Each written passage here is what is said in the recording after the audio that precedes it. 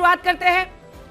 प्रेम शुक्ला जी, अभय दुबे जी, आ जाइए अपनी अपनी जगह पर, क्योंकि आप लोग टीम लीडर्स के तौर पर आज इस बहस की शुरुआत करने वाले हैं और आज का मोशन है। आइए अभय जी, क्या धर्म ध्वजा से गुलाम सोच का डीएनए बदलेगा?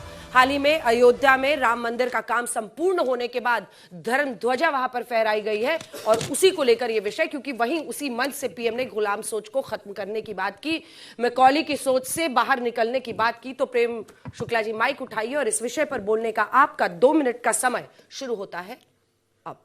निश्चित तौर पर प्रभु रामचंद्र जी के भव्य दिव्य मंदिर पर जो धर्म ध्वजा फहराई है, वो राम राज्य की संस्थापना का जो हमारा संकल्प था, महात्मा गांधी स्वतंत्रता संग्राम के दौरान अंग्रेजों की दासता से मुक्ति के लिए जिस संग्राम का वो नेतृत्व कर रहे थे, उस संग्राम के नेतृत्व में उनके सामने जो आदर्श राज्य व्यवस्था थी, वो राम राज्य उनके सामने सबसे आदर्श व्यवस्था थी।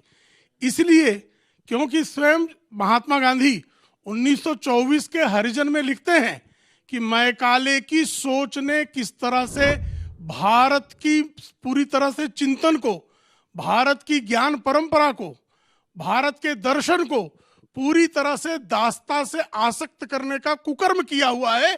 ये महात्मा गांधी 1924 में हरिजन में लिखते हैं कि इस दासता की सोच से जो है वो मुक्ति दिलाना जो है वो हमारे स्वतंत्रता संग्राम का एक महत्वपूर्ण अंग है। इसी तरह से वो चैथम हाउस में जब उनका वहां पर जो है वक्तव्य होता है, तो चैथम हाउस के वक्तव्य में 1931 में भी महात्मा गांधी बारंबार मैकाले की सोच के खिलाफ भारत को, जिस तरह से भारत के रक्त में दासता को संस्थापित करने का प्रयास मैकाले के सोच ने, मैकाले के दर्शन ने किया, उससे मुक्ति का जो है आह्वान महात्मा गांधी तब भी कर रहे थे। तो जब राम राज्य की संस्थापना का यह शुभ कार्य आदरणीय नरेंद्र मोदी जी के नेतृत्व में 500 वर्षों बाद बाबर की जो आक्रांता विचार था, जिसने जो है प्रभु रामचंद्र जी के भव्य दिव्य मंदिर का ध्वंस करके वहां पर बाबरी मस्जिद बनाने का काम हुआ था, वह आक्रांता वृत्ति का प्रतीक था और वहां प्रभु रामचंद्र जी का भव्य दिव्य राम मंदिर बनना दासता से मुक्ति का सबसे बड़ा संकेत है। और उस संकेत पर जो है आज धर्म ध्वजा का फहराना। समय समाप्त हुआ। ये रोज वाला डिबेट नहीं है, आपको 2 ही मिनट मिलेंगे। बहुत ओपनिंग बैट्समैन ने अपनी तरफ से अच्छी बल्लेबाजी की है और आप लोग भी हौसला बढ़ा सकते हैं अपने अपने वक्ताओं का, अपनी अपनी टीम का। अगर आपको किसी की बात अच्छी लगे तो क्लैप कीजिएगा। अभय दुबे जी, ऐसे ही आप इनकी भी हौसला अफजाई कर सकते हैं अगर इनकी कोई बात अच्छी लगे। अभय दुबे जी, इस विषय पर क्या धर्म ध्वजा से गुलाम सोच का डीएनए बदलेगा? आपका 2 मिनट का समय शुरू होता है अब। रामराज्य की अवधारणा के लिए कहा गया है, जासु राजप्रिय प्रजा दुखारी, सो इंद्र पवसी नरक अधिकारी। जिस राजा के राज में प्रजा को दुख भोगना पड़े वो नरक का अधिकारी होता है। मित्रों, इतिहास साक्षी है। यही 25 नवंबर 1949 को बाबा साहब अंबेडकर ने संविधान सभा में भाषण दिया और प्रधानमंत्री नरेंद्र मोदी जी का 25 नवंबर को जो भाषण 2025 में था, उसका अंतर जानिए। एक धर्म की ध्वजा की बात करते हैं, एक राष्ट्र की ध्वजा की बात करते हैं। बाबा साहब अंबेडकर के भाषण को सबको सुनना चाहिए संविधान सभा में। उन्होंने कहा कि ऐसा नहीं था कि पहले हम परतंत्र नहीं थे, हमने बहुत मशक्कत के बाद इस आजादी को हासिल किया है, लेकिन भविष्य के भारत में मुझे 3 चिंताएं सताती है कि क्या हम फिर से गुलाम हो सकते हैं।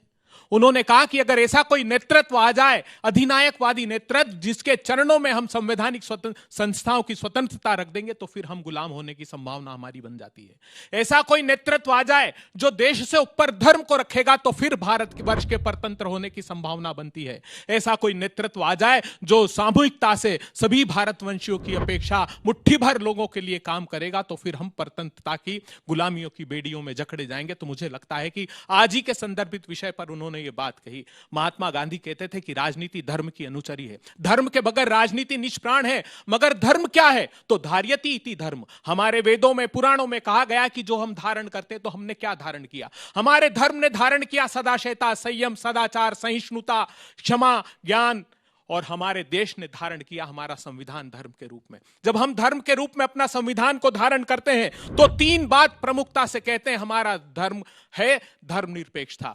तो अज्ञानता पर शिक्षा की प्रधानता हमारा देश का धर्म है, अंधविश्वास पर तर्क की प्रधानता हमारे देश का धर्म है, और धर्म के आडंबर पर विज्ञान की प्रधानता हमारा धर्म है। तो मैं प्रधानमंत्री जी से पूछना चाहता हूं कि धर्म की ध्वजा जब जब आप ऊपर करते हैं प्रधानमंत्री जी, तो किसानों की आमदनी 27 रुपए और धन कुबेर की आमदनी 1600 और समय समाप्त हुआ। जबरदस्त, दोनों ही ओपनिंग बैट्समैन ने अपनी अपनी टीम की तरफ से जबरदस्त बल्लेबाजी की है।